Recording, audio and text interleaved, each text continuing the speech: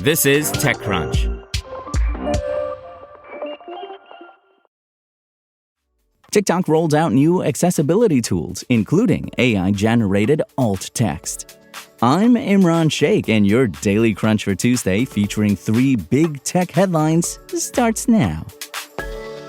SoundCloud says it's revising its terms after widespread backlash over a clause related to AI model training. Earlier this year, SoundCloud quietly updated its usage policies, adding wording that many users interpreted as legal cover to allow the company to train AI on audio uploaded to its platform. SoundCloud was quick to assert that it wasn't developing AI by using its users' content, but the company's PR statement didn't allay fears that SoundCloud might do so in the future. On Wednesday, SoundCloud CEO Isla Seaton published an open letter admitting that the wording of the changes to the company's terms was too broad and wasn't clear enough. The updates were intended to focus on other uses of AI internally at the company, Seaton said, including recommendations and tools to help prevent fraud. But missed the mark. SoundCloud has now revised its terms to make it absolutely clear that SoundCloud will not use user content to train generative AI models that aim to replicate or synthesize a voice, music, or likeness, said Seaton.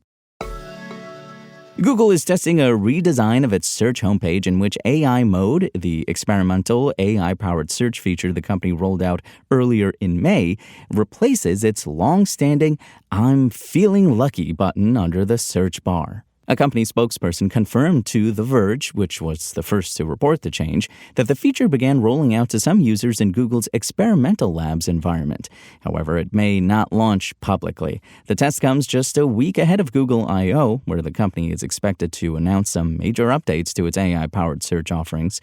Google rarely makes changes to its search homepage, but may now feel pressure to do so. An Apple executive testified in court last week that Google's searches on Safari declined for the first time last month, attributing the change to the rise of AI tools such as ChatGPT. TikTok announced on Wednesday that it's expanding its suite of accessibility tools by rolling out AI-generated alt text for photos, a high-contrast mode, and support for device-level bold text preferences.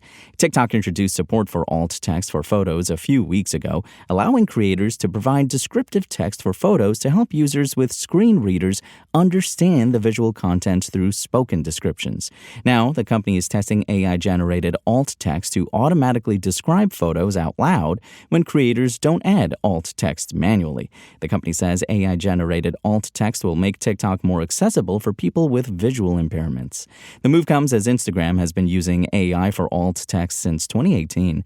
As for the new high-contrast mode, users will be able to switch it on with the new color contrast option in the app's accessibility section. Doing so will increase the foreground color of text, icons, and user interface elements.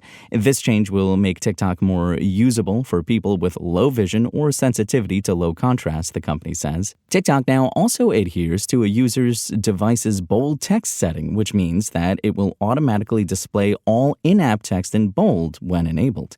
This enhances readability for users who prefer or rely on bolder fonts. The new features join TikTok's existing suite of accessibility tools, which includes features like auto-generated captions for video content, dark mode, text-to-speech, and the ability to adjust text size across the app. Now let's find out the latest in startup business news all in about 1 minute with producer Dennis. Thank you, Imran. And enterprises want access to new software and AI tools, but can't risk sending their sensitive data out to a third-party software as a service providers. Tensor9 looks to help software companies lead more enterprise customers by helping them deploy their software directly into a customer's tech stack. Tensor9 converts a software vendor's code into the format needed to deploy into their customer's tech environment. Tensor9 then makes a digital twin of the deployed software or a miniaturized model of the deployed software's infrastructure, so Tensor9's customers can monitor how the software is working in their customer's environment.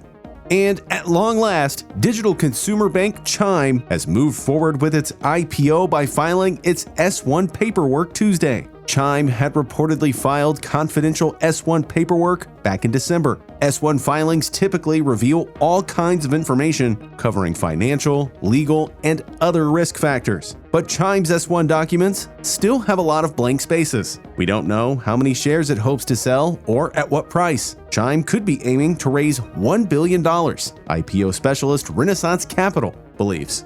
And that'll do it for me. Imran, back to you. And that's your Daily Crunch. Today's stories were reported by Aisha Malik, Kyle Wiggers, Maxwell Zeff, and more beautiful, lovely TechCrunch journalists. We'll see you here tomorrow, same tech time, same Crunch channel. And until then, find us at TechCrunch.com.